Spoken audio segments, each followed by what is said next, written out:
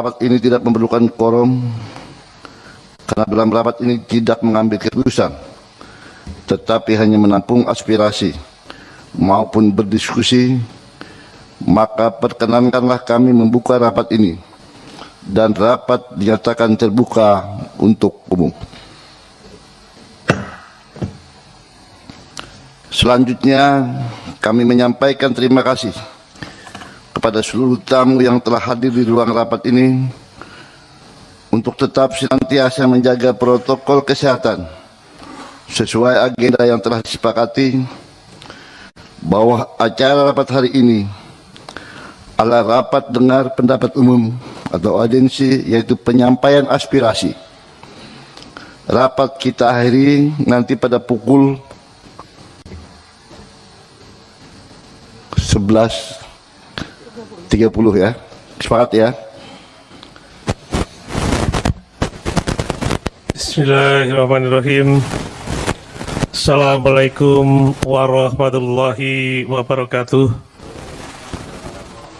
Salam sejahtera untuk kita semua. Om Swastiastu, Namo Buddhaya, salam kebajikan, Shalom. Yang saya hormati dan yang saya banggakan, pimpinan Komisi 2 DPR RI. Yang saya hormati, yang saya banggakan, anggota Komisi 2 DPR RI. Yang saya hormati, saya cintai dan saya banggakan teman-teman pengurus Dewan Pengurus Nasional Persatuan Perangkat Desa Indonesia dan kawan-kawan pengurus daerah DPD PPDI yang bisa hadir di Komisi 2 DPR RI.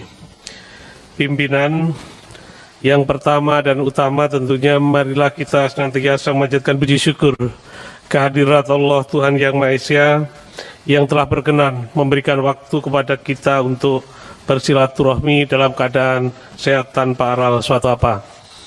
Yang selanjutnya, pimpinan yang saya hormati, sesuai dengan surat yang kami kirimkan kepada Komisi 2 pada tanggal 22 Oktober tahun 2022 terkait persoalan-persoalan yang dihadapi oleh perangkat desa di seluruh Indonesia, izinkan hari ini kita melaporkan secara langsung kepada pimpinan dan Komisi 2 DPR RI.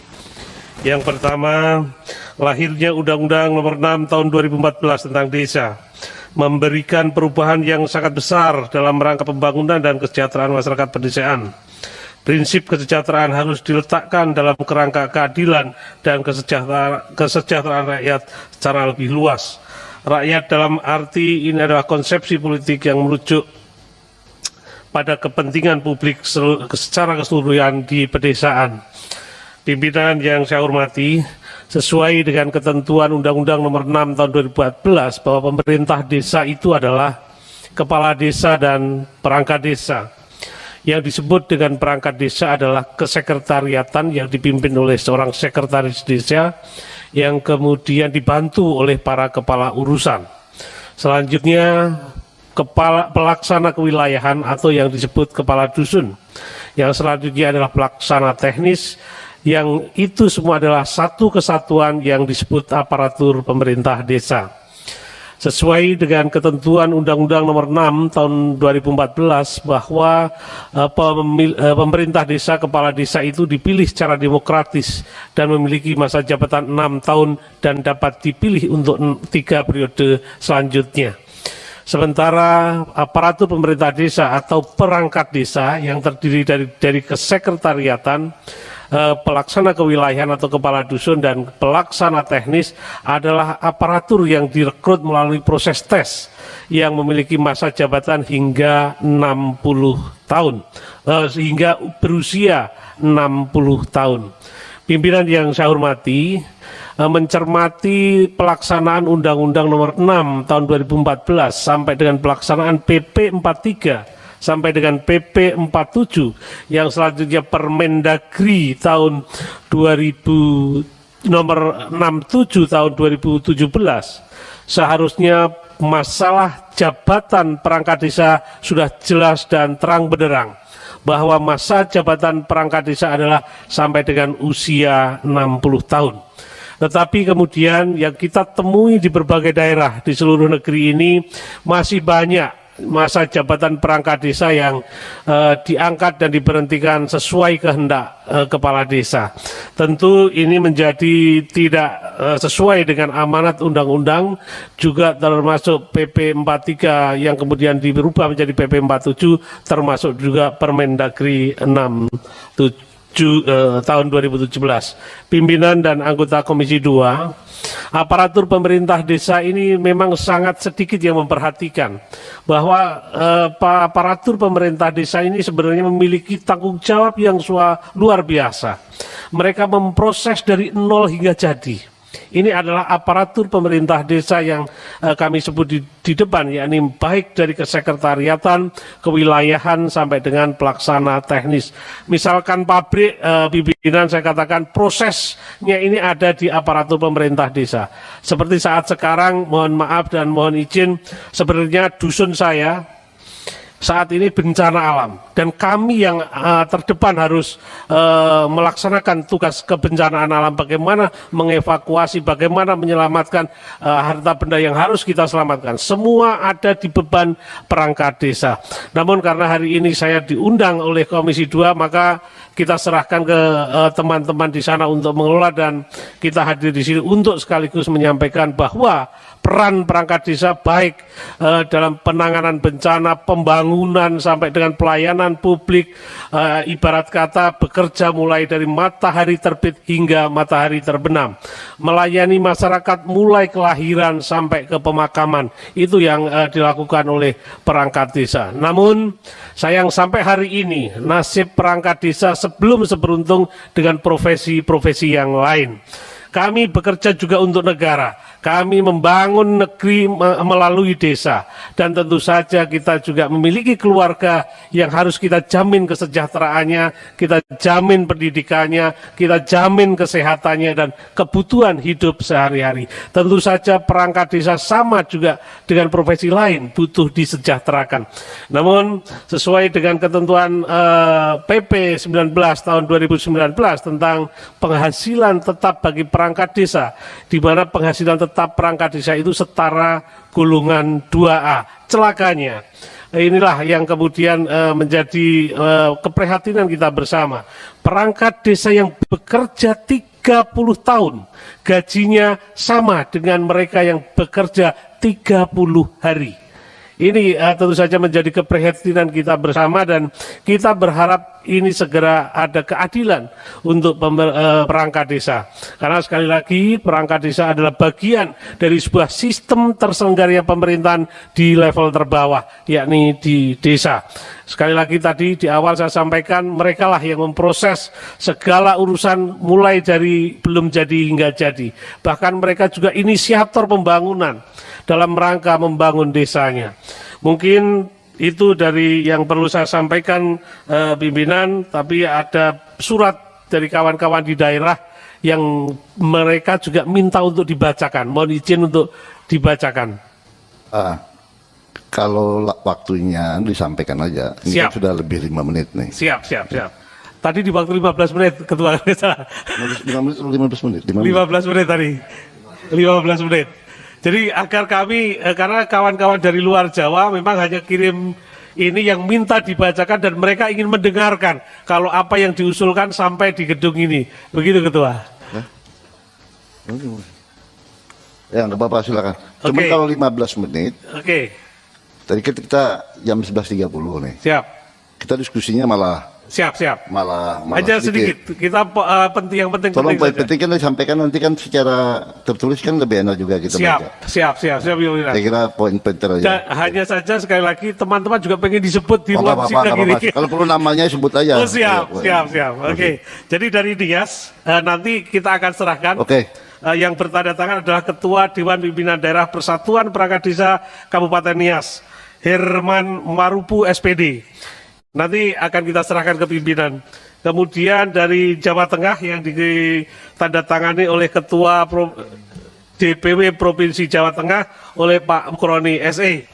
Kemudian kawan-kawan dari DPD PPDI Mitra Provinsi Minahasa Utara, Minahasa Tenggara, Provinsi Sulawesi Utara juga sudah sampai di sini. Kemudian kawan-kawan dari Dewan Pimpinan Daerah Persatuan Perangkat Desa Kabupaten Bogor yang ditandatangani Pak Asnawi SH, dan kemudian DPD PPDI Kabupaten Tanah Laut Kalimantan Selatan,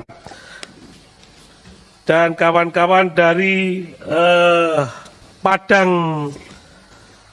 Pemalang, DPD PPDI Kabupaten Pemalang. Nanti kita serahkan pimpinan. Dan yang terakhir dari teman-teman perangkat desa dari Sragen, nanti juga akan kita sampaikan. Kawan-kawan dari DPD PPDI Kabupaten Tuban, Jawa Timur juga kita sampaikan. DPD PPDI Kabupaten Lamongan, Jawa Timur juga kita sampaikan. DPD dari Kabupaten Kaur, Provinsi Bengkulu juga kita sampaikan. Dan teman-teman dari Kabupaten Jember, Jawa Timur kita sampaikan, dan Kabupaten Minahasa Utara, Sulawesi Utara kita sampaikan. Kira-kira itu pimpinan yang perlu saya sampaikan. Mungkin ada tambahan sedikit dari Ketua DPW yang hadir di sini agar melengkapi apa yang kurang saya sampaikan waktu kita serahkan. Monggo, Pak. Mohon izin ya. Jadi kan sudah cukup sudah sebenarnya. Aspirasi sudah sampaikan. Cuman berapa orang ini? Kita waktu karena kita sepakat di jam 11.30. Ya, jadi kita ini 1 menit atau 2 menit ya. Ya. Oke. Setuju. Ya silakan. Jawa Tengah sudah. Yang dari Sragen. Monggo. Terima kasih. Dari Sragen. Tentang masa kerja sebenarnya sudah panjang lebar disampaikan suara ketua, tapi kami ingin mengingatkan bahwa masa kerja itu sebenarnya menjadi tanggung jawab pemerintah yang harus diawasi pelaksanaannya, karena undang-undang sudah mengatur bahwa masa kerja perangkat desa adalah 60 tahun. Pada saat perangkat desa dipensiun kurang dari masa itu, artinya ada yang salah di sini, Pak. Ini adalah menjadi tanggung jawab pemerintah pusat untuk mengingatkan kepada pemerintah tingkat 2. Pemerintah tingkat 2 juga harus memberi peringatan yang keras kepada desa. Pada saat desa tidak bisa diatur, Pemda juga tidak bisa mengikuti undang-undang, artinya ini ada pembangkangan. Ini adalah menjadi tugas Kemendagri untuk melaksanakan pengawasan yang lebih intensif. Sekali lagi, undang-undang telah disahkan, siapapun yang ada di Indonesia harus taat pada aturan itu. Jadi sifatnya mutatis mutandis, jadi siapapun harus tunduk pada aturan itu. Sekali lagi, saya kecewa dan prihatin dengan keadaan teman-teman yang di mungkin Jawa Barat dan sebagainya, yang ternyata semuanya adalah melanggar undang-undang. Tetapi yang saya sayangkan juga pemerintah tutup mata, Pak. Artinya apa? Pemerintah bisa memberi sanksi. Pada saat pemerintah daerah tidak bisa melaksanakan undang-undang tersebut, mungkin ada sanksi yang sifatnya administratif atau apapun. Ini yang kami minta kepada pimpinan untuk menyampaikan kepada Kemendagri.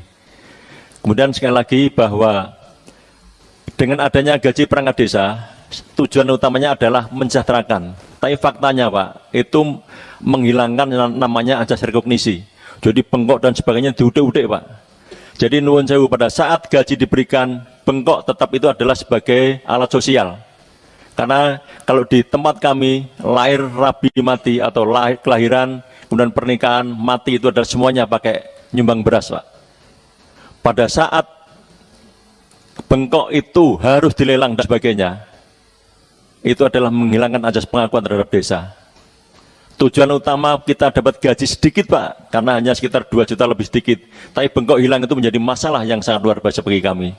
Jadi sekali lagi pada saat ada undang-undang desa, kami mengharap kami lebih sejahtera. Tapi faktanya kami terombang-ambing, Pak. Ada PP setiap saat berubah, ada Kemendagri, ada kementerian, peraturannya setiap saat berubah. Ini juga membuat kami tidak nyaman.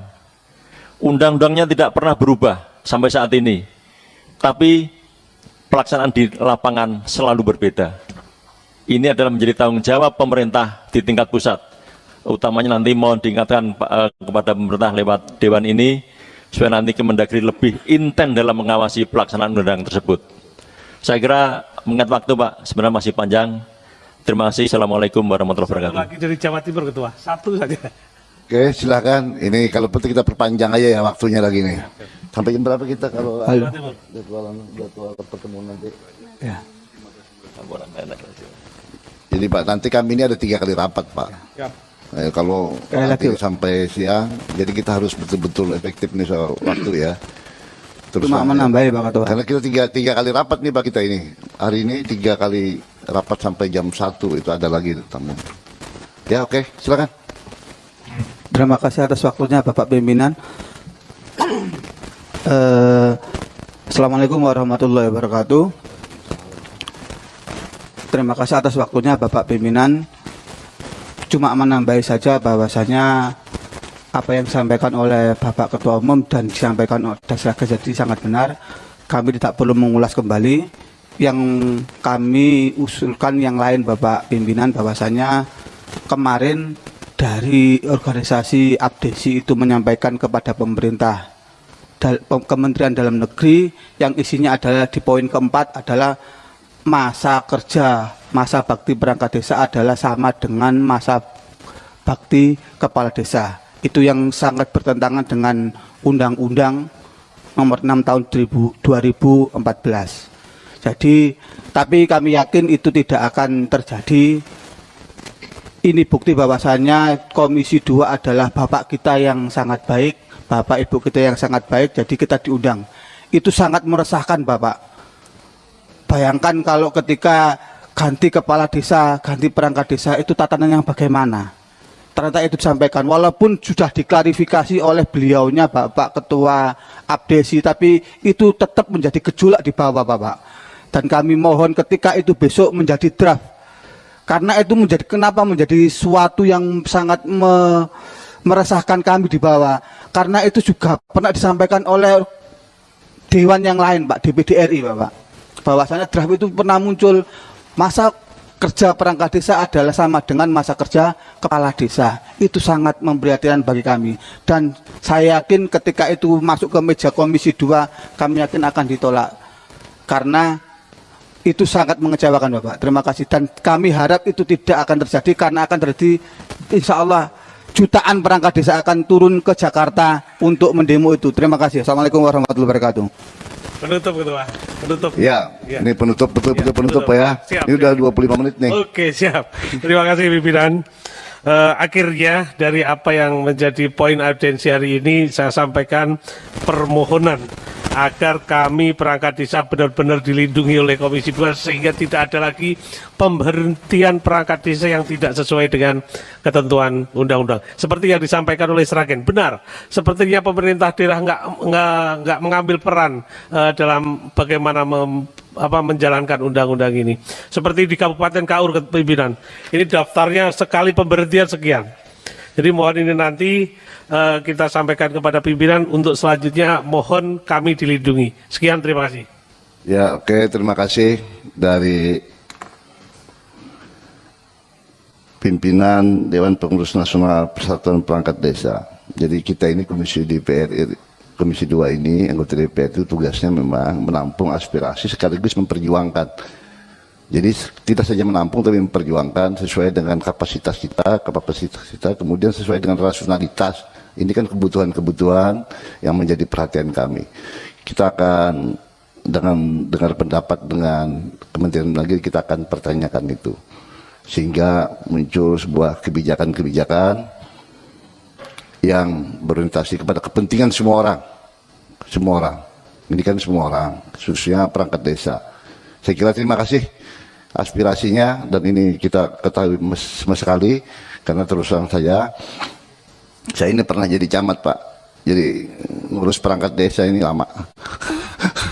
Oleh karena itu ngerti saya apa yang disampaikan oleh Pak dari Sragen, dari Bapak tadi. Itulah kondisi-kondisi di lapangan yang perlu kita cermati. Terima kasih aspirasinya. Kita akan sampaikan nanti ke Kementerian Negeri, kita akan pertajam, kita akan evaluasi kebijakan-kebijakan itu. Terima kasih. Saya kira, silakan Pak, disampaikan Pak. Ya.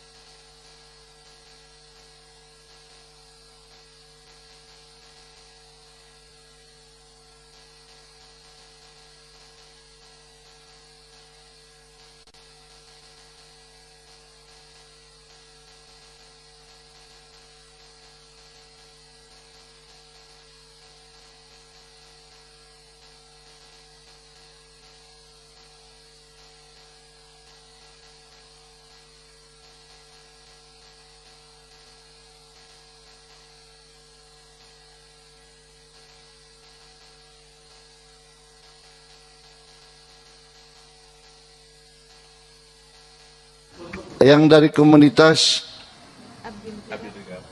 rakyat abdi negara? Oh ada sudah. Silakan sampaikan.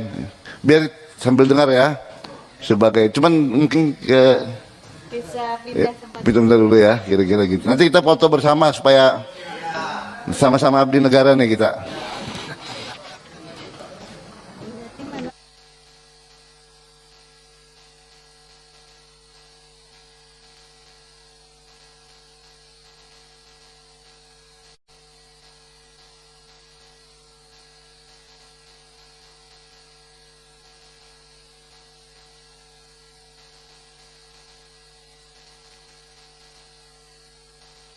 Oke, terima kasih dari Dewan Pimpinan Pengurus Nasional Persatuan Perangkat Desa Indonesia. Terima kasih. Tunggu dulu Pak, kita foto bersama Pak ya. Jadi ini kita dengarkan kembali aspirasi yang akan disampaikan oleh Dewan Pimpinan Pusat Komunitas Rakyat Abdi Negara Indonesia. Kita beri waktu 15 menit untuk menyampaikan aspirasinya. Dipersilakan.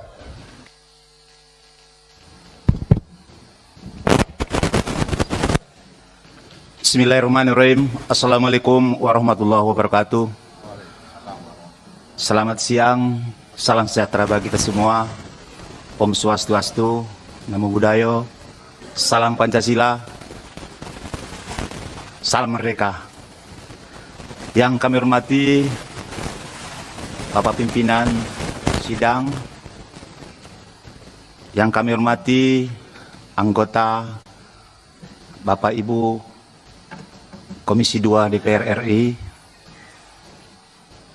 Pada saat yang berbahagia gini, kami dari DPD Krani ingin menyampaikan aspirasi atau semacam komunikasi dengan wakil kami dari DPR RI. Yang pertama sekali, sebagai dasar adalah surat DPP Krani nomor 012 PIK F Krani 5 2022 tanggal 31 Mei 2022 tentang permohonan mediasi dan rapat dengar pendapat tahap kedua. Yang kedua, surat Wakil Ketua DPR RI garing Korpolkam nomor B 1892 garing PW 0111 2022 tanggal 4 November tentang undangan rapat dengar pendapat umum. Gambaran umum kronologis kami sebagai PNS yang diberhentikan dengan tidak hormat, yaitu adanya surat keputusan bersama Menteri Dalam Negeri Republik Indonesia, Menteri Pendayagunaan Aparatur Negara dan Reformasi Birokrasi, dan Kepala Badan Kepegawaian Negara nomor 182/659/SJ 15 tahun 2018 153 Kef 2018 tentang penegakan hukum terhadap pegawai negeri sipil yang telah dijatuhi hukuman berdasarkan putusan pengadilan yang berkekuatan hukum. 2. Adanya surat edaran Menteri PAN RB nomor 20 tahun 2018 tentang pelaksanaan pemberitaan ASN yang terbukti melakukan tindak tipikor. Implementasinya, Bapak Ibu, 1. Dikeluarkannya surat keputusan dari Bupati, Wali Kota, Gubernur, dan Menteri selaku pejabat pembina tentang berhentian tidak hormat pegawai negeri yang di keputusan pengadilan yang sah. Yang kedua, pemberlakuan ini sebagian bupati, wali kota, gubernur, dan menteri tidak melaksanakan PTDH-nya. Sebagian adalah pertimbangan keadilan dan kemanusiaan. Tidak dilakukan terhadap PNS yang terindikasi korupsi tersebut. Ini sebagai catatan kita, di tahun 2020 ada 337 orang yang tidak terdampak, maksudnya tidak dikenakan sanksi. Selanjutnya, kami sebagai pribadi-pribadi ataupun komunitas lembaga yang ada di Indonesia ini, ada sekitar 5 lembaga, Pak Ketua. Secara perseorangan dan kelompok PNS yang terdampak sudah melakukan upaya hukum ke PT-UN, ke Mahkamah Agung, bahkan ke Mahkamah Konstitusi, bahkan ke Mahkamah Agung. Namun, bagi perseorangan yang memenangkan PT-UN untuk diaktifkan kembali tidak mendapat persetujuan dari pihak Badan Kepegawaian Negara dalam kurung BKN. Yang kedua, mediasi dan RDP tahap pertama sudah pernah kita lakukan dengan DPR Komisi 2 dulu, yaitu pada November tahun 2020 yang lalu sudah dilaksanakan, yang waktu itu direkomendasi ke Menteri Pendayaan Guna Aparatur Negara masa itu almarhum Pak Cahyokumolo. Namun sampai saat ini tidak ada tanggapan dan balasan. Selanjutnya kami gambarkan di sini efek negatif terhadap PNS yang terdampak, yaitu 1, hilangnya sumber pendapatan tetap sebagai pegawai negeri. Yang kedua, dengan tekanan keluarga dan lingkungan, banyak PNS terdampak mengalami penyakit stroke, sakit jantung hingga meninggal dunia. Yang ketiga, banyaknya anak-anak PNS terdampak tidak dapat menyelesaikan studinya, bahkan hingga putus sekolah. Yang ketiga, dari sisi ekonomi, akibat berdampak terhadap pendapatan keluarga, juga terjadi keretakan keluarga hingga ada perceraian keluarga. Selanjutnya, sebagai pertimbangan kedatangan kami di sini, Pak Ketua, ada sudah sebenarnya rekomendasi dari Menteri Hukum dan HAM, yakni dari Dirjen Hukum dan HAM, Dirjen Hak Asasi Manusia, yang isinya sebagai berikut. A. Semestinya PNS yang di PDH ada mendapatkan perlindungan hukum dari pemerintah sebagaimana yang tertuang dalam Undang-Undang Nomor 5 Tahun 2014 tentang ASN. Yang kedua, PNS terdampak semestinya diberhentikan melalui proses sidang disiplin atau kode etik. Yang ketiga, SKB hendaknya berlaku sejak ditetapkan, bukan berlaku surut sehingga memberikan kerugian bagi PNS terdampak. Dalam hal ini, di akhir daripada usulan kami di komunikasi pada hari ini, Pak Ketua, usulan kami sekaligus meminta rekomendasi dari Bapak-Bapak, yaitu 1, kami sebagai PNS terdampak dari penerapan SKB ini bermohon dengan sangat 10 jari dan 10 tangan memohon kepada Bapak Ibu pimpinan DPR agar dapat kiranya memberikan rekomendasi atau semacam kebijakan untuk A, dapat diaktifkan kembali bertugas sebagaimana PNS demi masa depan keluarga kami. Dalam kurung, SKB tentang pemberhentian dengan tidak hormat agar dicabut karena bertentangan dengan hak asasi manusia. Yang kedua, kalaupun harapan aktif tidak dapat terrealisasi, kami memohon dengan sangat untuk dapat direhabilitasi nama dan status kami diberhentikan dengan hormat. Bagi PNS terdampak yang sudah memasuki usia pensiun juga agar mendapat hak pensiun. Mungkin ini sebagai penutup daripada usulan kami pada siang hari yang berbahagia ini. Atas pimpinan, atas pemberian waktu dan kesempatan bagi kami, dan bila ada yang salah dalam hadap kami, dalam bicara kami mohon dimaafkan. Wabillahi taufiq wal hidayah. Assalamualaikum warahmatullahi wabarakatuh. Terima kasih Bapak Ibu dari pengurus komunitas rakyat abdi negara Indonesia menyampaikan aspirasinya, dan waktunya saya kira cukup dan bagus, efektif.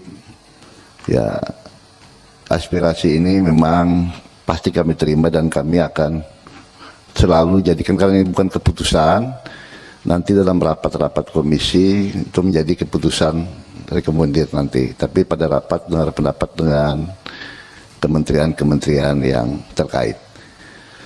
Jadi kami terima aspirasi ini, dan saya kira ada kawan lain yang ingin disampaikan. Pak silakan Pak Ongko Hasibuan, nanti Ibu Dian ya. Oke, terima kasih. Terima kasih. Assalamualaikum warahmatullahi wabarakatuh. Selamat pagi, salam sejahtera untuk kita semua. Barangkali sekaligus dengan yang pertama tadi ya, Pak Ketua. Terima kasih telah menyampaikan aspirasinya ke kita di Komisi 2, sebagaimana disampaikan pimpinan tadi bahwa aspirasi ini akan kita tindak lanjuti dengan rapat-rapat berikutnya, baik internal komisi maupun rapat-rapat dengan mitra kerja kita nantinya, termasuk Kementerian Dalam Negeri. Kami memahami aspirasi yang disampaikan oleh kawan-kawan perangkat desa. Ya, memang kadang-kala di praktek-praktek di lapangan ini kadang-kadang juga berbeda dengan apa yang terjadi. Kalau beliau tadi adalah pernah menjadi camat, kebetulan saya pernah menjadi bupati. Jadi saya paham juga kira-kira persoalan seperti ini gitu ya.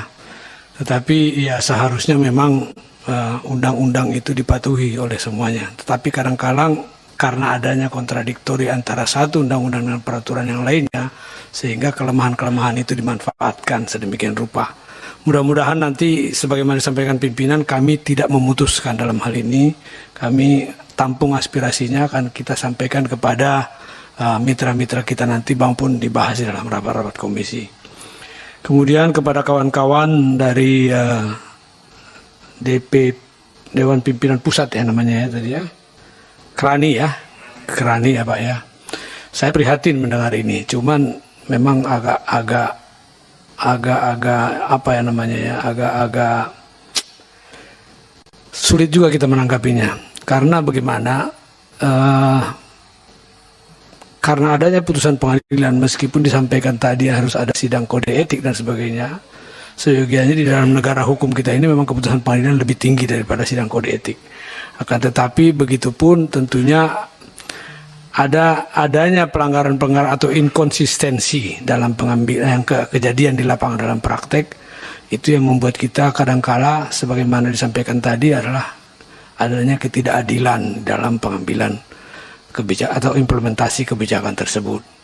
Kembali lagi kami akan menyampaikan ini, nanti akan menjadi perhatian kami bagaimana kira-kira jalan terbaik yang bisa ditempuh ke depan.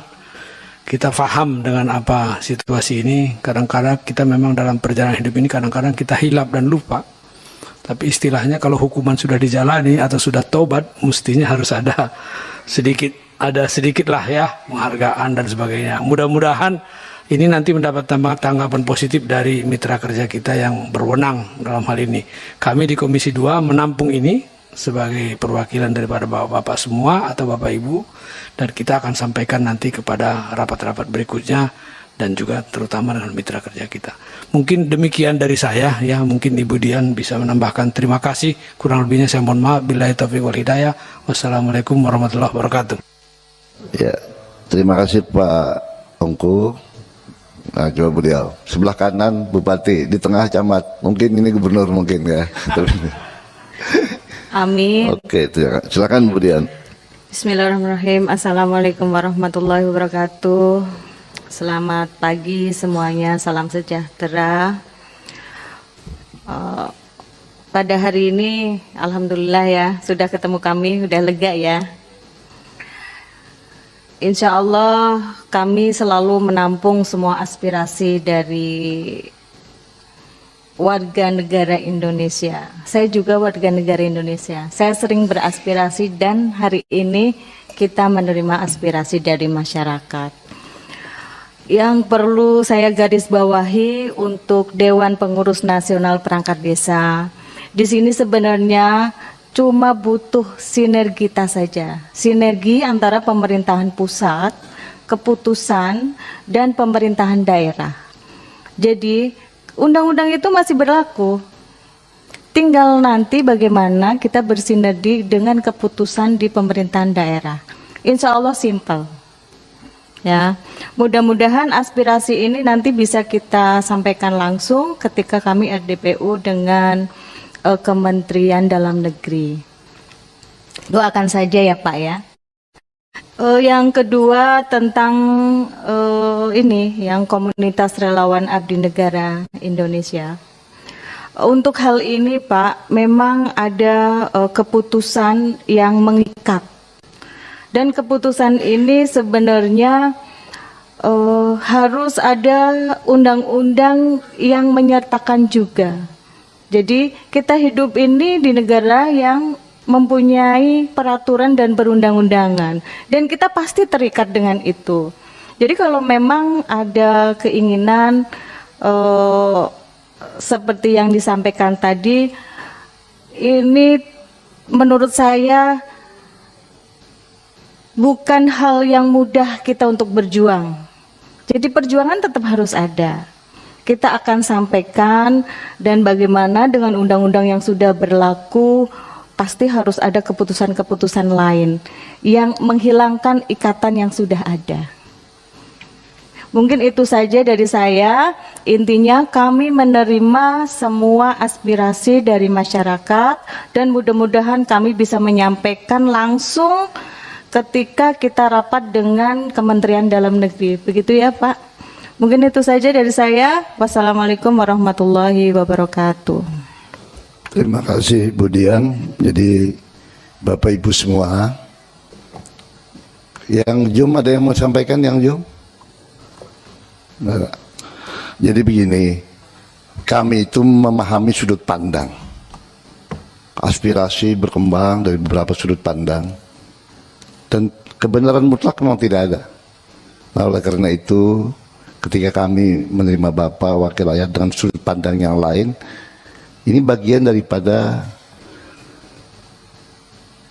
pengayaan hasanah kita dan mereka memperbaiki keadaan, sekaligus menghormati kesepakatan kita, apa yang disampaikan Pak tadi, hak asasi manusia, kesepakatan tentang kesejahteraan, apalagi peron terdepan pemerintahan kita itu di perangkat desa. Inilah dilema-dilema kita yang kita hadapi, dan itulah diperlukan komisi ini dengar pendapat dengan mitra,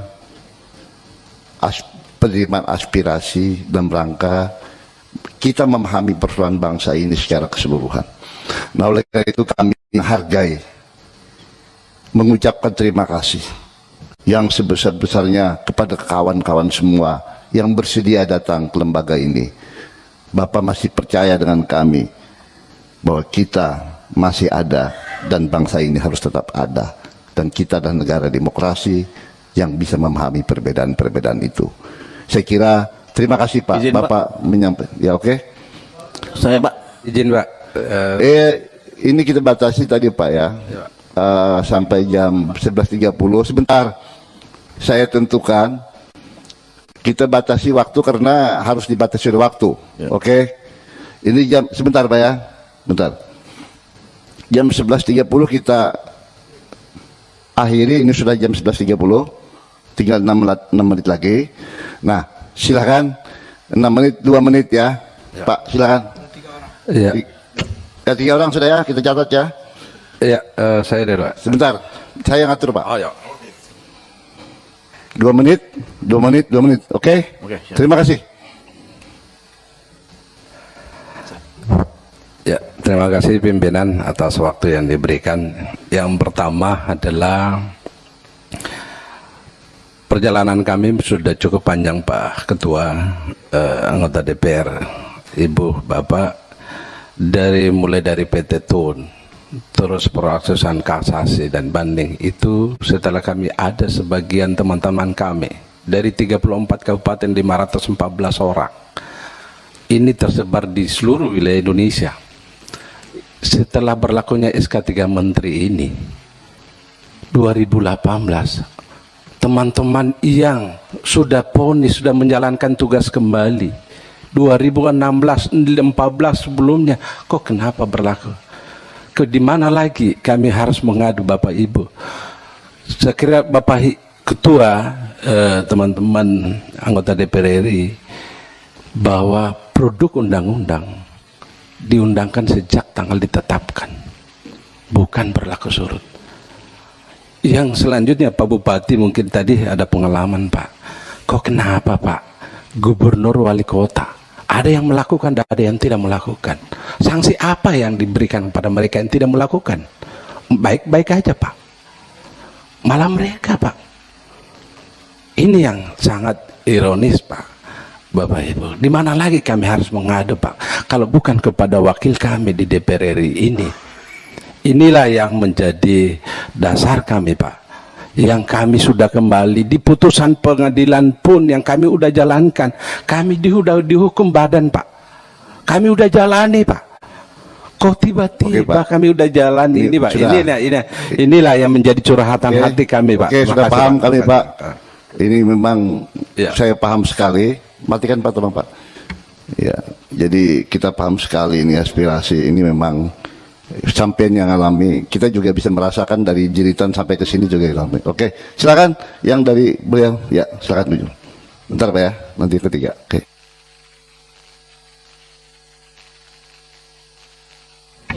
Ya, baik, terima kasih. Nama saya Markus dari Provinsi Papua Barat, Kota Sorong.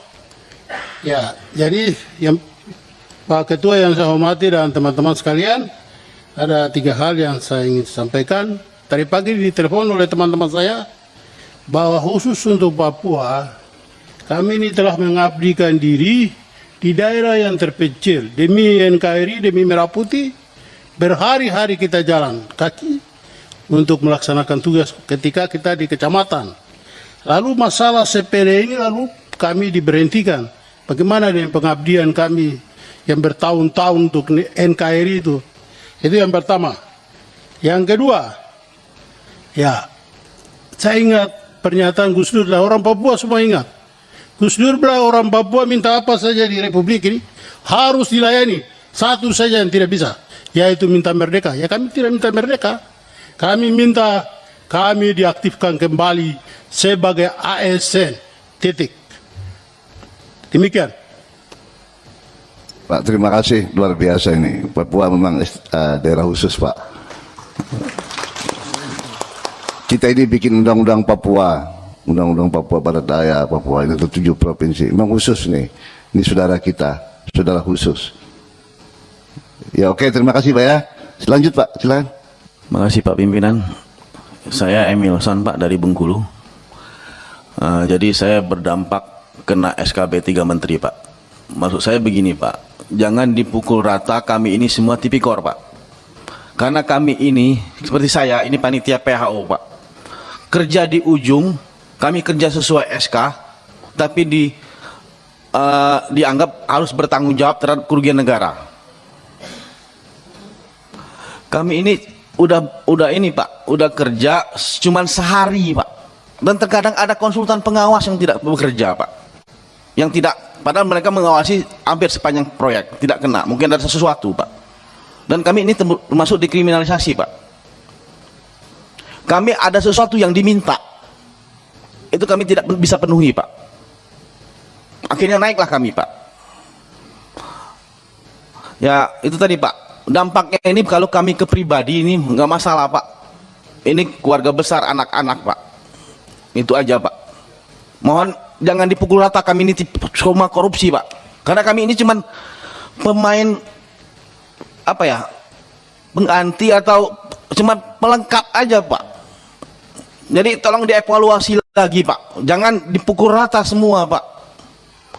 Kami tidak ada kerugian negara yang dikembalikan. Tidak ada dibebankan kerugian, cuma subsidiar Pak kami kena Pak. Untuk apa tuntutan primer tidak terbukti Pak. Itu aja Pak. Terima kasih Pak. Ya oke, terima kasih. Jadi begini Pak, dari ASN PNS ya. Saya ini 30 tahun PNS Pak. Saya baru pensiun juga. Saya tahu persis saya kerjaan dari golongan 2 yang Bapak bilang tadi PHO begini-begini. Saya ngerti sekali Pak. Kita itu kerja di bawah, pada saat di bawah, saya ngerti sekali. Tapi saya tidak perlu bicarakan di sini ya, cuman saya mengerti suasana kebatinan kita semua ini. Saya pernah jadi camat, sebagai ASN staf di bagian program pembangunan dulu, bagian pembangunan. Dia yang tua di sini bagian pembangunan. Saya kabak pembangunan dulu pas pernah di Bapeda pernah. Jadi yang PHO tadi saya ngerti dari itu. Nah. Oleh karena suasana kebatinan kami bisa serap. Tapi yang penting ini suasana kebatinan anggota DPR itu bisa menyerap suasana kebatinan dari para penyampai aspirasi ini. Terima kasih Pak atas segala kepercayaan Bapak kepada kami. Insya Allah ini kita akan tuntaskan, kita akan perjuangkan sekaligus dalam rekomendasi dengan para mitra-mitra kami. Terima kasih. Mohon maaf kalau ada kesalahan.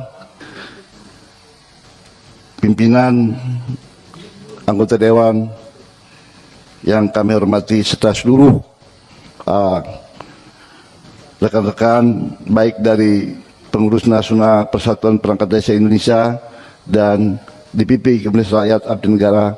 Terima kasih atas penghargaan Bapak, kehormatan Bapak datang ke kami, ke Komisi 2 DPR RI. Semoga Allah Tuhan yang Maha Kuasa meridhoi usaha kita.